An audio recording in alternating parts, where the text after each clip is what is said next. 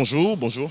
Avant de pouvoir aborder la question de l'interpellation, je voudrais tout simplement commencer d'abord à dire merci parce que nous avons reçu beaucoup de messages de soutien de la part de beaucoup de Congolais épris de paix et de démocratie. Nous voulons ici également dire merci à nos amis, nos confrères de médias, notamment Congo Buzz, parce que même de là où on était dans les Newf, on a senti la mobilisation et le soutien que nous avons reçu de nos confrères, RFI, France 24, Top Congo et tout ce que vous connaissez de la corporation. Nous voulons ici également dire merci à M. Kapiamba de la CACH et toutes les ONG de défense des droits de l'homme qui se sont mobilisées pour obtenir notre libération. Alors, ce qui s'est passé est que nous, mon confrère Peter Tiani et moi-même, avions été interpellés parce qu'il y avait une plainte de vice-ministre, c'est ce que la police nous a dit, qu'il y avait une plainte du vice-premier ministre, ministre de l'Intérieur et de la Sécurité, M. Gilbert Kankonde. Et les griefs qui étaient retenus contre nous étaient outrage au vice-premier ministre, ministre de l'Intérieur et de la Sécurité. Pourquoi? Parce que moi, personnellement, je suis passé dans l'émission de notre confrère Peter Tiani, l'émission qu'il anime sur Congo Web Télévision et l'émission Web Presse. Et nous avons critiqué l'action du vice-premier ministre, nous avons critiqué sa gestion, nous avons critiqué certaines décisions qu'il a prises. Et le vice-premier ministre s'est trouvé mal à l'aise dans ça et il a décidé tout simplement de porter plainte contre nous et c'est pour ça qu'on a été interpellés. Avant de parler des interpellations, je voudrais ici, avant de terminer complètement cette affaire de notre interpellation, saluer également parce que des fois, de l'extérieur, on ne sent pas trop la différence, mais quand on est de l'intérieur, dans des situations un peu compliquées, c'est à ce moment-là qu'on se rend compte que les choses bougent petit à petit quand même. Parce que j'avoue que les situations dans lesquelles on se retrouvait, on nous a traités dignement. Ici, je tire mon chapeau au général Silvano Kasongo. À l'époque des Kabila, ce genre de situations se retrouverait certainement dans les geôles des Kalev, à la mer. Et que lui, il s'en foutait complètement de tous les appels et de tout ce qui était un traitement humain. Mais nous avons quand même bénéficié d'un traitement humain. Mais je voudrais également ici décrier quand même le fait que nous ayons été interpellés à la police criminelle. C'est pas normal que des simples journalistes, parce qu'ils ont dit des choses, parce qu'ils ont écrit des choses, qui se retrouvent à la police criminelle. Nous pensons qu'à l'avenir, pour l'image du pays, pour l'image surtout du président de la République, Félix Antoine Tshisekedi, issu de l'école du peuple d'abord, 37 ans de lutte pour l'avènement de la démocratie aux côtés de son père, c'est pas bon pour son image. C'est pas bon pour son image qu'aujourd'hui qu'on ait l'impression qu'une nouvelle police de la parole est en train de s'installer dans notre pays. Nous appelons les ministres de l'Intérieur à consulter prochainement, par exemple, les instances des pairs. L'UNPC existe, le CESAC existe. Ils pouvaient aller se plaindre là-bas, on pouvait régler la question là-bas. Et une fois qu'ils ne se sentaient pas satisfaits, on pouvait aller dans les instances beaucoup plus loin, notamment les instances judiciaires. Mais de là à prendre des simples journalistes parce qu'ils vous ont critiqué, parce qu'ils ont dit des choses qui semble ne pas vous mettre à l'aise et vous décidez comme ça de les envoyer au Newf au niveau de la police criminelle. Je pense que ça ne reflète pas une bonne image pour le combat de l'UDPS, pour la mandature du président Félix Antoine Tshisekedi. Par rapport à la situation à l'est de la RDC, il faut décrire ce qui se passe là-bas. C'est quand même pas normal qu'à l'heure actuelle qu'on parle toujours des morts à l'est de la RDC. Un seul Congolais qui tombe encore à Beni, c'est un Congolais de trop. Mais la situation à Beni, qu'est-ce qu'il faut faire? Ce qui se passe à Beni, la situation c'est à Kinshasa, tout le monde le sait. On sait que les tireurs de ficelles plutôt, sont ici à Kinshasa. On sait que les commanditaires, des gens qui instrumentalisent Beni, le président de la République l'a d'ailleurs dit lors de son dernier discours avec les Congolais à Londres, qu'il n'y avait pas des ADF étrangers, c'était les Congolais. Tout le monde sait qu'il y a la notabilité de Beni, des gens, des hommes d'affaires qui sont impliqués dans ces massacres, qui instrumentalisent la situation, qui insécurisent nos peuples et nos villages. Tout le monde sait que les notables, que les infiltrations, il y en a au niveau de l'armée. Tout le monde le sait. Le président de la République le sait. La question de Beni, c'est tout simplement une question de prendre des décisions courageuses. Il revient aujourd'hui au président de la République d'établir la différence, la frontière entre un régime que le Congolais a vomi, celui de Kabila, qui n'a pas réussi en 18 ans à mettre fin à la situation, et lui.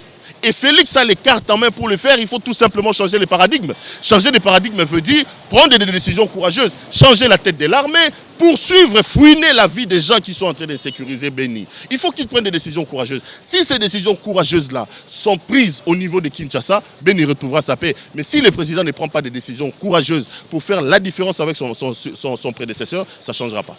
Non, ce n'est pas la politique qui nous manque, ce ne sont pas les militaires qui manquent. Le Congo a des militaires valeureux. C'est tout simplement la tête du pays. Le problème, c'est des décisions importantes qu'il faut que le président de la République prenne. Vous pouvez avoir la meilleure armée du monde, mais si cette armée-là est désorganisée, vous ne pouvez pas réussir. Posez la question à nos confrères qui sont allés à Beni. Vous avez un commandement qui a plusieurs sources. Vous n'avez pas des décisions au niveau du commandement des militaires d'Abéni avec un commandement unique. Chaque militaire fait ce qui bon lui semble. Il y a des tireurs de ficelles partout. L'armée est infiltrée, tout le monde le sait. Les renseignements militaires sont infiltrés, tout le monde le sait. C'est là qu'il faut régler les problèmes. Le problème, il faut les régler à Kinshasa. Béni est tout simplement la conséquence des politiques de l'instrumentalisation organisée, ourdie et préparée ici à Kinshasa. Et la ville subit des problèmes.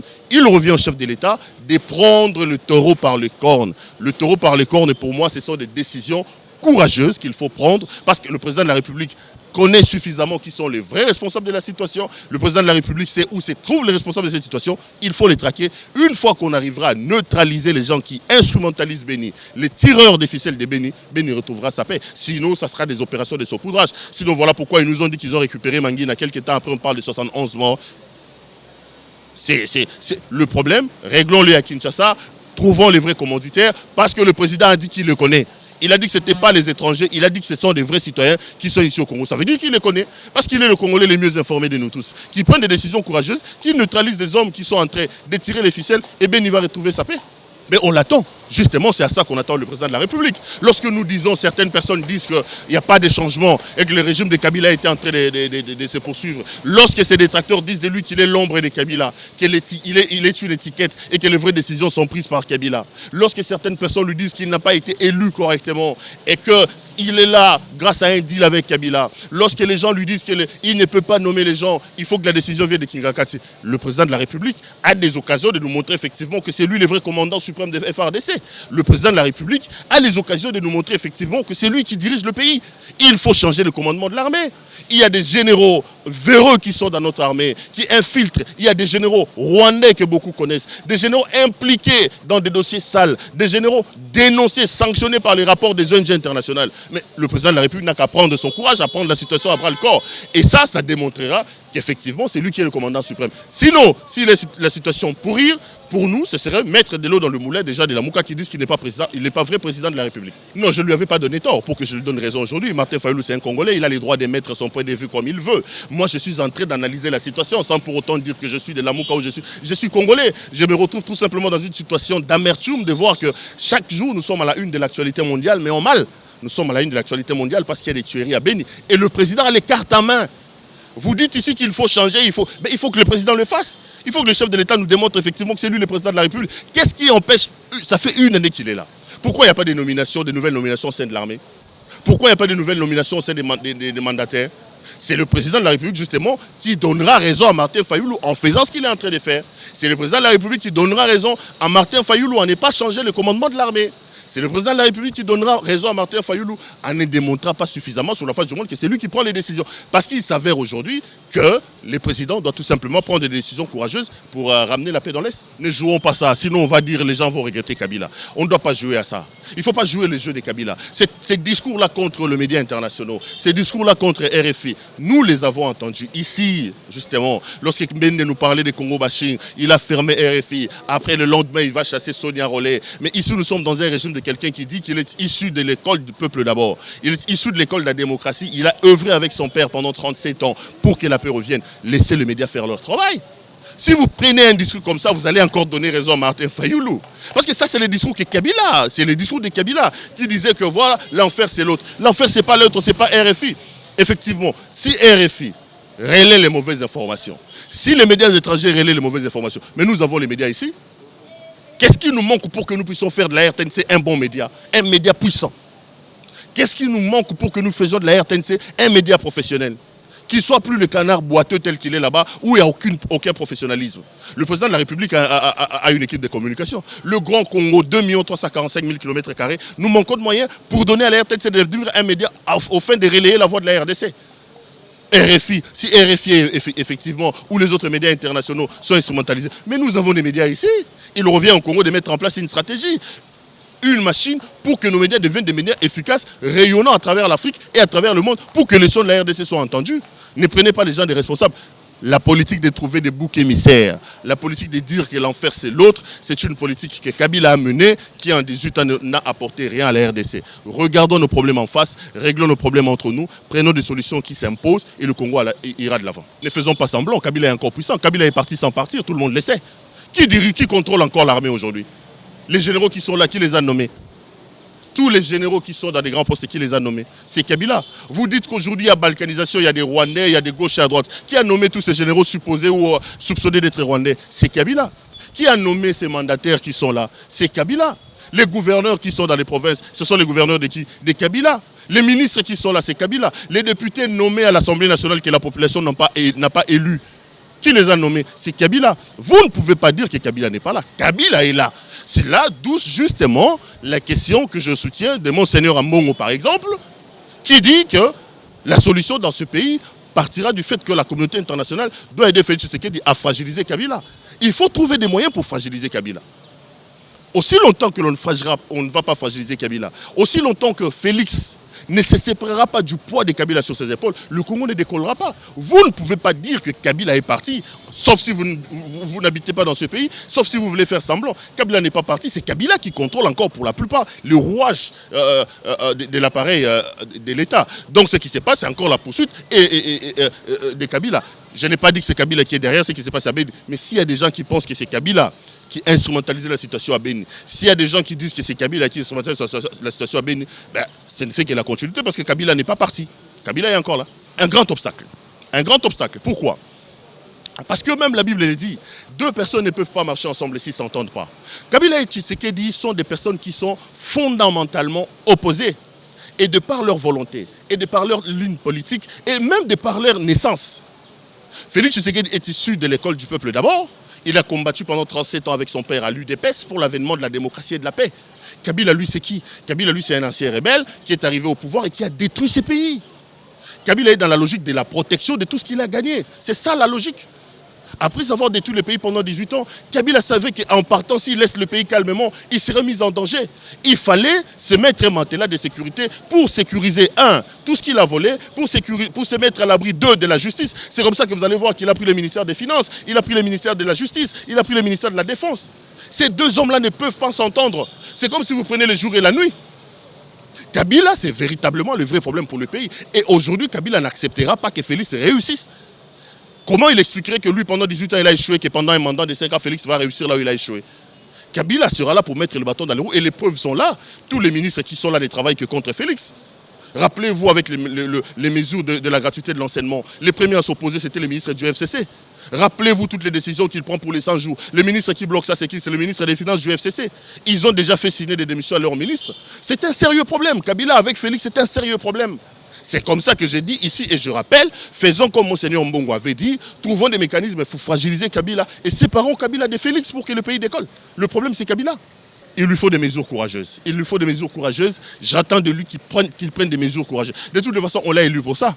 Il a prêté serment pour protéger nos frontières nationales. Il a prêté serment pour nous donner la paix et la sécurité. Qu'il prenne des décisions courageuses, des décisions qui s'imposent. Parmi ces décisions-là, les plus grandes, c'est chercher les mécanismes d'abord pour fragiliser Kabila et se séparer de lui. Parce qu'avec le poids de Kabila sur les épaules, Félix ne fera rien. Retenez ce que je vous dis. Si Félix ne rompt pas son mariage avec Kabila, si Félix ne se sépare pas de Kabila, vous reviendrez, vous allez me poser la question, le pays ira de mal en pis. Mauvais départ, je ne sais pas. Félix a quand même fait quelques petites choses. Hein. Bon, aujourd'hui, on est là en train de parler de Kabila, de les critiquer. On peut parler des Kalev et après, on n'est pas inquiété. Ça, c'est quand même à mettre à l'actif de Félix. Moïse Katumbi est rentré dans le pays. Ça, c'est à mettre dans l'actif de Félix. Franck Diongo est aujourd'hui libre. Jean-Claude Mouyambo est libre. Ça, c'est à mettre à la compte de Félix. Moi, j'ai été arrêté, amené à la police criminelle. Mais j'ai été traité convenablement. Ça, c'est à mettre à l'actif de Félix. Il ne faut pas voir tout en noir. Il y a quelque chose qui est fait. Le bon côté de Félix, c'est qu'il montre la bonne volonté. On sent en lui la volonté de faire. Il y a de la bonne volonté quand vous parlez avec lui, quand vous le regardez, quand vous entendez ce qu'il dit, vous sentez qu'il y a la bonne volonté. Mais avec le poids de cet homme-là sur ses épaules, ça va être compliqué. Il faut qu'on reconnaisse, aujourd'hui le dollar va vers 18. Alors qu'il y a une année, Kabila lui a laissé les dollars à 16. Même si les gens de Kabila veulent se frotter les mains, je rappellerai quand même aux gens de Kabila qu'en une année, le dollar est passé de 90 à 160. Ils disent aujourd'hui qu'en une année, on est maintenant à 80. Donc, il y a encore beaucoup de choses à faire. Il y a beaucoup de choses à faire, mais moi je pense que pour l'intérêt du Congo, pour l'intérêt du pays, on doit se mobiliser. On doit se mobiliser pour mettre fin à ce mariage contre nature entre Kabila et Félix. Libérer Félix du poids de Kabila, ça pourra aider le Congo à aller de l'avant. Non, mais le bilan de Félix n'est pas un bilan... moi, je ne suis pas en train de jeter des fleurs au bilan de Félix. Hein. En une année, j'ai dit qu'il y avait quelques bonnes choses qui étaient faites, mais le bilan de Félix n'est pas un bilan... Le 1 an de Félix n'est pas un an élogieux. Hein. Soyons sérieux. Je ne vais pas dire que le bilan est totalement négatif, mais je vais quand même dire que sur la balance, je sens quand même que rien n'a été fait. Ça, on doit être sérieux. Rien n'a été fait, la situation va de mal en pis. Hein. Il faut qu'on soit sérieux, il faut qu'on les dise. Il revient à Félix. Parce que Félix Tshisekedi doit comprendre une chose. Nous sommes en 2020. Heureusement qu'il a parlé de l'année de l'action. S'il traverse 2020 sans rien faire, sans nous démontrer suffisamment la différence qui existe entre lui et Kabila, ça, c'est son dernier round. C'est son dernier round. Parce qu'après, nous l'avons attendu pendant 2 ans. Qui ne se trompe pas, les bruits, ils passent là, les gens lui disent papa Lobaki. Après 2020, les gens vont commencer à jeter des cailloux sur lui. Parce qu'on attend de lui des choses. 2021, déjà, nous sommes à l'année charnière pour nous amener 2023. La seule année qui lui reste pour marquer la différence, pour fouiller ces gens ici qui ont détruit ce pays, ils sont nombreux ici. Pour arrêter ces gens qui ont détruit ce pays et qui continuent à les faire, c'est 2020. S'il rate 2020, ça sera impossible et très difficile pour lui de pouvoir rattraper la situation. Le bilan de Félix Tshisekedi, ne nous volons pas la face, ce n'est pas un bilan élogieux. Il a trouvé les sacs de sucre à 8 000 francs, nous en sommes à combien aujourd'hui? Il a trouvé les sacs les cartons de pieux à combien, nous en sommes aujourd'hui à combien? Le grammage, vous parlez de pain, nous en sommes à combien aujourd'hui? Les sacs de madé souhaités à combien, nous en sommes à combien aujourd'hui? Les histoires montent. C'est à Félix de comprendre que là, il est en train de se faire rouler par ses alliés. Il est en train de se faire rouler. Il est temps pour lui de commencer d'abord à organiser son cabinet avec Vital Kamerhe, dont on sait effectivement pas clairement pour qui il joue. Il joue peut-être pour lui-même, peut-être pour le FCC, peut-être pour Félix. Et puis enfin, reconsidérer ses relations avec Joseph Kabila pour permettre au Congo de décoller. Est-ce que vous connaissez d'ailleurs comment il s'appelle la ministre de l'économie? Si je vais encore parler ici, on va nous dire que, bon, après on va encore m'interpeller pour outrage au président de la République, tout ça, tout ça. Est-ce que vous connaissez encore, vous connaissez, d'abord la ministre là, elle est connue. Je ne pense pas qu'elle soit parmi les ministres en vue et parmi les ministres les mieux cotés des caches. Je ne pense pas. Il y a une bonne volonté auprès de Félix, mais on sent qu'il y a des pesanteurs. Il y a des pesanteurs. Nous sommes dans une sorte de dualité entre d'un côté les gens qui veulent les changements et de l'autre les gens qui ne veulent pas que les changements arrivent. Il faut régler les problèmes à ce niveau-là. Si vous réglez les problèmes au niveau de la source, l'eau qui jaillira sera de l'eau potable. Vous prenez de l'eau qui n'est pas potable et vous voulez changer. Réglez les problèmes à la source. L'eau qui sortira sera de l'eau potable. Avant de penser à l'économie, de penser à ceci, il faut d'abord penser à la source. La source est amère. Parce que Kingakati a décidé de mettre les bombes à la source. Réglons ça et le reste ira comme sur les patins. Non. Le président n'a pas un cabinet. C'est pas un cabinet. Le président n'a pas une structure homogène autour de lui. C'est pas un cabinet. Ce qui se trouve là, je suis désolé de le dire comme ça. On ne peut pas avoir dans un cabinet des gens qui vont avec des intérêts divergents. Au président de la République, au cabinet du président, quand vous arrivez, vous avez les pro-Kamerhe qui ont constitué leur clan. Ils sont connus au cabinet là-bas. Ils s'opposent de deux aux gens de l'UDPS qui, eux, pensent que nous avons fait les combats, c'est notre pouvoir à nous. De l'autre côté, vous avez les gens de la diaspora, les amis de Félix, qui pensent qu'ils ont travaillé avec leurs amis à Bruxelles, à Paris et tout cela. Et vous avez le pro-Tshisekedi lui-même. Vous avez 4 pôles d'influence au cabinet du président de la République. Et chaque pôle travaille pour ses propres intérêts. Ça ne peut pas avancer. Ça ne peut pas avancer. Ça ne peut pas avancer. Le président doit d'abord commencer par organiser son propre cabinet. C'est le seul cabinet d'un président de la République avec autant de gens qui ne fait absolument rien. Rien ne s'est fait au cabinet du président de la République. Regardez sa communication. C'est du n'importe quoi. Regardez tous les documents qui fouillent à gauche et à droite. Il y a des gens qui répondent de l'idéologie des Kamerhe, qui est là aussi pour son propre élit. Il y a des gens qui disent que nous sommes de la diaspora, les Diassa comme on les appelle là-bas, qui pensent qu'eux ils sont au-dessus de tout le monde parce qu'ils sont les amis des présidents de la République. Il y en a aussi des gens, des combattants, des l'UDPS, qui ont travaillé à l'UDPS, qui eux pensent que nous, c'est notre pouvoir, nous l'avons gagné. Mais comment le président va travailler dans ces conditions-là? C'est compliqué. Le président travaille mieux que son cabinet, c'est de la responsabilité du président de mettre en place une bonne cabinet. Je ne suis pas des gens qui pensent comme Kabila que je n'ai pas 15 collaborateurs. On n'a pas imposé au président de la République ses collaborateurs. Et d'ailleurs, la première qualité d'un chef, c'est de savoir choisir son entourage. C'est de la responsabilité d'un chef lorsque vous arrivez à des fonctions importantes, de savoir que ce monsieur peut m'apporter tel, c'est tel peut m'apporter tel. Ce n'est pas le problème des cabinets, c'est le président du président lui-même. Ne disculpons pas le président de la République comme Kabila le disait, je n'ai pas 15 collaborateurs. Comme s'il voulait nous dire sur les 80 millions de Congolais que nous sommes, il n'y a pas 15 Congolais capables de lui apporter soutien. C'est le président qui a choisi ces hommes-là. Le président a la possibilité de chasser ces hommes-là. La responsabilité, c'est le cabinet, c'est le président lui-même. Il lui revient à lui de regarder parmi les Congolais les plus compétents, les plus intelligents qui peuvent lui apporter quelque chose et de se séparer de ceux qui n'apportent rien. Ce n'est pas le cabinet, c'est le président lui-même. Non, mais c'est des débats comme ça qu'il faut amener au niveau de la corporation. J'apprends aujourd'hui qu'il y a des débats, la carte, tel ne peut pas vendre la carte. Non, il ne faut pas qu'on se dévie de l'essentiel. Aujourd'hui, l'essentiel pour des journalistes, c'est de se battre pour que nous ayons la dépénalisation des délits de presse. Nous avons nos confrères qui sont à l'Assemblée nationale, les Daniel Safo, les Christelle Vouanga, les Chantal, les Inagossi, Inaviev, tout ce monde-là. Il est temps quand même de travailler pour doter la presse d'une loi qui dépénalise les délits de la presse. On ne peut pas se faire pour arrêter, amener à la criminalité, à la police criminelle, seulement parce qu'on a critiqué la gestion d'un vice-premier ministre de l'Intérieur, par exemple. Je pense qu'il faille qu'aujourd'hui, que le journaliste s'organise, que le journaliste mette en place un lobbying pour qu'on arrive finalement à avoir cette loi-là. Président de la République, rassure ou pas, ça fait quand même une année, hein, j'attends des actions du président de la République. J'attends du président de la République. J'ai dit que le chef de l'État a la bonne foi, il montre la bonne volonté. Mais l'heure des discours et des promesses doit passer. Hein? Après une année au pouvoir, on pouvait se dire qu'il n'avait pas d'expérience. Maintenant, il a fait quand même une année. Nous attendons de lui des actions. Ce n'est pas question de rassurer ou pas. Je ne veux plus de discours. Je veux que le président se mette sur la scène, qu'il retrousse les manches de sa chemise, qu'il travaille et qu'il nous démontre effectivement que lui, c'est les changements et la gestion, la gouvernance est différente de ce que Kabila nous proposait. Pour le moment, je ne les sens pas encore. Je reste sous ma soif. Non, mais qu'on garde la foi. Moi, je voudrais bien qu'on ait des Congolais valeureux, des Congolais capables de se battre. Je ne suis pas au partisan de Pasteur Moukouna, l'homme. Moukouna, il y a à dire et à redire. Mais le combat qu'il mène, par exemple, c'est un combat qui mérite qu'on soutienne, des soutiens. Il est temps qu'on nous dise un peu quels sont les accords qu'ils ont signés. Qu'est-ce que Félix a promis à Kabila? Il lui a donné des béquilles, c'est bon. Il lui a donné la sécurité, c'est bon. Mais il ne va pas peut-être vendre la République parce qu'ils ont signé les accords. On ne doit pas laisser comme ça Kabila continuer à piller, continuer à vivre comme si de rien n'était. Regardez, aujourd'hui dans ce pays, est-ce que des hommes comme Kalev ils peuvent lever leur voix?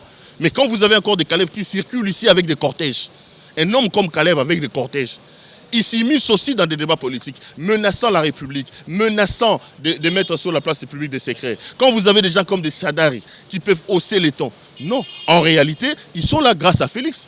Et c'est des gens à qui le peuple devait régler les comptes. Il devait traverser à la nage pour le Congo-Brazzaville.